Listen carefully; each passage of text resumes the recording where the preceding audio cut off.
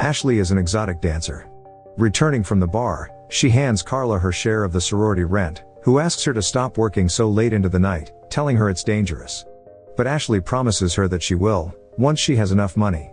Later, while taking a shower, she thinks she heard someone in her room, and finds a letter on her bed, asking her, "How can I make you love me?" However, a man barges in from behind her and takes her away. 3 days earlier, we see Cheryl in the middle of taking a math quiz at school. She reminds her students that they live in a mathematical universe, and the probability of them getting what they want is higher than they think. Moments later, Principal Randall congratulates Cheryl for being Buchanan's High Teacher of the Year for 4 years in a row, as Ben rolls in the cake to celebrate the occasion. Afterward, he asks her out for dinner, but she rejects him, telling him it would be highly inappropriate, now that he is no longer a history teacher. However, Randall threatens to fire her if she refuses to go out with him. Surprised, Cheryl comes to know he is half kidding. Telling him she has a date with her daughter tonight, she asks him to take Ben with him for the dinner, who is more than willing to go along. Later, she meets Cheryl with Beckett and comes to know Ashley is working at a library to pay for her sorority dues, and to earn some extra cash on the side. The next day at school, Cheryl is surprised to hear Ben talk about bumping into her daughter Ashley last night at the Diamond Pegasus bar.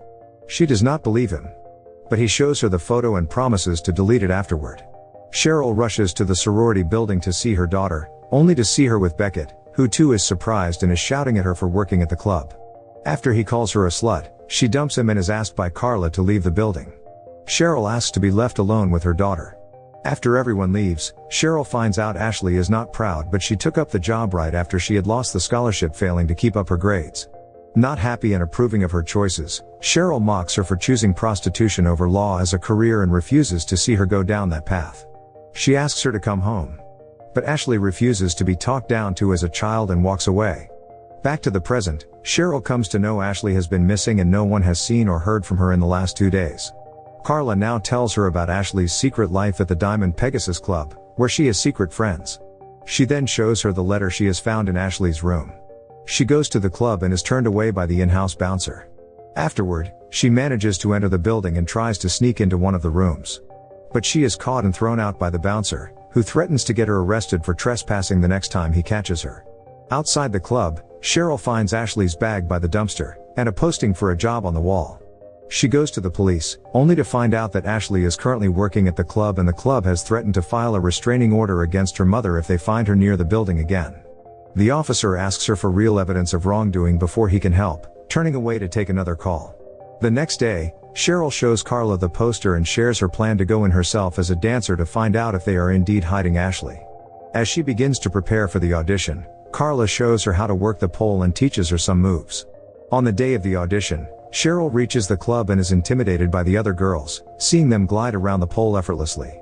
She begins to walk away, only to be stopped by Jake, the bar attendant, who encourages her to be herself and not be worried by the other girls. However, it's too late to quit as the club manager Dolly tells her she is next. Cheryl goes up on the stage and moves her body seductively, showing some sexy moves. Jake is completely blown away by her and he roots for her. Afterward, Dolly selects the girls and asks Cheryl to hang around.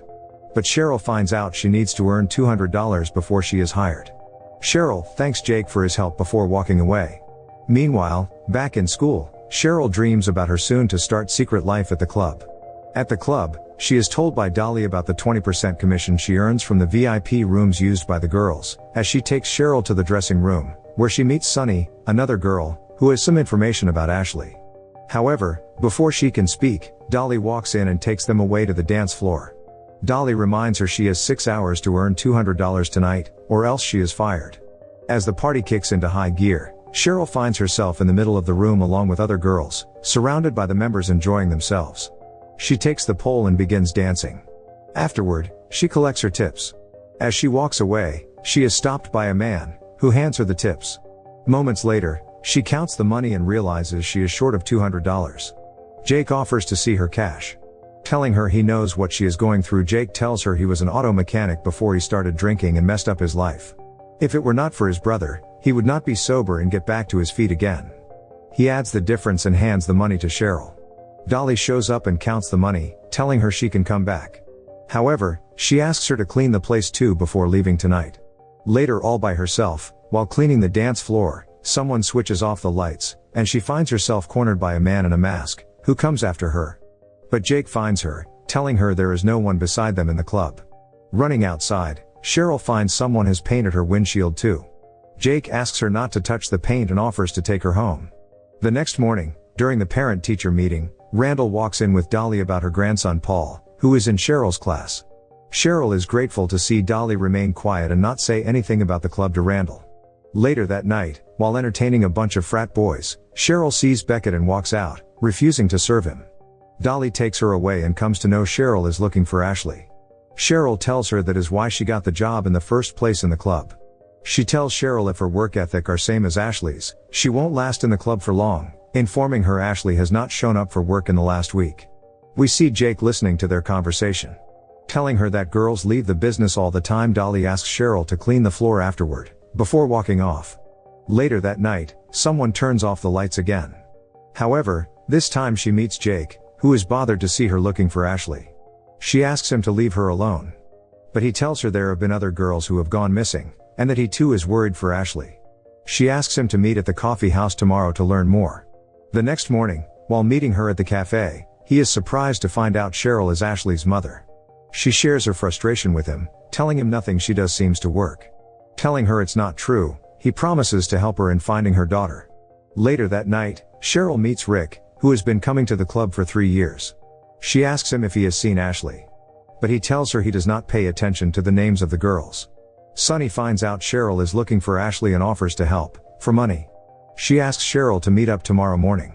However, she is murdered in her car.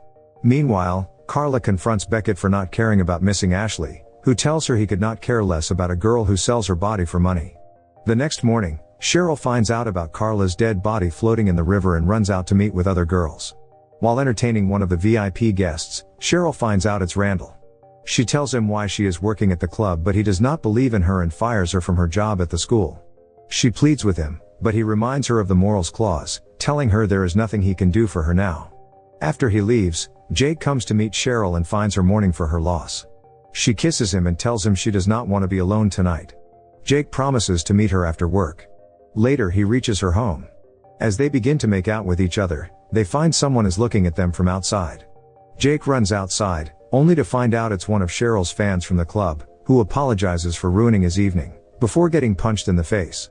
Meanwhile, Cheryl gets a call from Carla, who invites her to the sorority, telling her she has some important information about Ashley.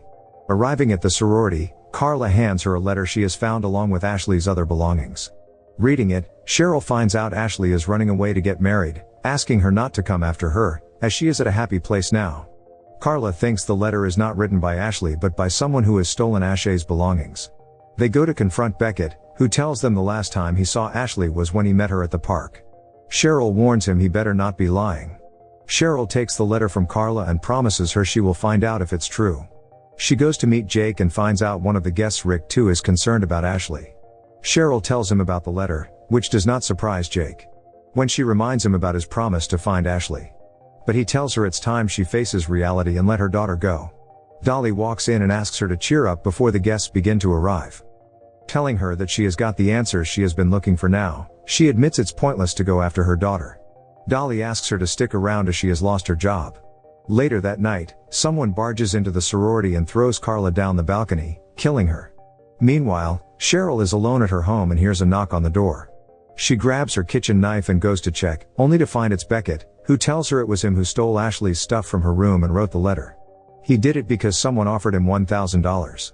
She asks him what he looks like. But he tells her he did not see his face because he dropped the cash from his car and drove away. However, he tells her it was a blue sports car. The next day, she sees the car outside the club and sees Rick driving it. Surprised, she wonders why would Ashley run away with Rick. She decides to follow him and reaches his home. As she waits to be connected to the police, she sees Rick step outside and leave. She steps outside her car and manages to enter the house through a window. She calls for Ashley but hears no response. However, she finds a hidden door and decides to walk down the stairs, reaching an underground hall. Walking through the hall, she hears a squeak from one of the rooms, and steps inside, to find Ashley tied to the bed. She removes her gag. Ashley apologizes to Cheryl and asks her to get her out. Failing to open the cuff, she begins to leave, promising to come back with help. But Rick catches her trying to get out and knocks her out. Meanwhile, Jake tries to call Cheryl and fails to connect with her. Cheryl wakes up to find Rick telling her he loves Ashley and threatening to kill her if she dares to take her away from him. He tells her she is here willingly. When she asks him why he has tied her up, he tells her they are playing a game. She comes to know Ashley has not been eating and offers to teach him how to cook for Ashley. Rick takes her upstairs. Meanwhile, Jake finds Cheryl's car and stops to check. He reaches inside to find Rick holding Cheryl by the hair. Jake asks her to let her go, only to find Rick is Jake's brother, who kidnapped Ashley to return his favor for saving him from drinking. Admitting everything he had to do to bring Ashley for his brother, he tells her that he just wanted to see his brother happy, and regrets she had to come here looking for her. Sensing she is about to be killed, Cheryl tells Jake that she loves him and that she understands, as she would do anything for her daughter too. She tells him they are not different. She promises them she will talk to Ashley and they can all be one family together. Later, as they all sit together around a table, Jake tells them they no longer have to work in the club anymore. Cheryl decides to celebrate their new family with a mother-daughter duo performance. Rick does not agree but is shushed by Jake, who asks him not to worry. Soon, they take them to the chair and are given a lap dance. Cheryl decides to surprise them by covering their eyes and making them guess who is entertaining them. However, as Ashley begins to tie Jake's hand, Cheryl has no choice but to smash a glass on Rick's face, knocking him out. Jake gets angry for being fooled and starts to choke Cheryl. But Ashley stabs him with a skewer, flattening him on the ground, as Cheryl hugs her, promising her she will be alright now. The movie ends with Cheryl being reinstated in her job as a math teacher as Randall apologizes to her for misjudging her. She goes to Carla's funeral services and tells Ashley she will always be her little girl, asking her not to forget that. And Ashley agrees with her. If you like this video, subscribe to the channel and hit the notification bell for more. Thanks for watching.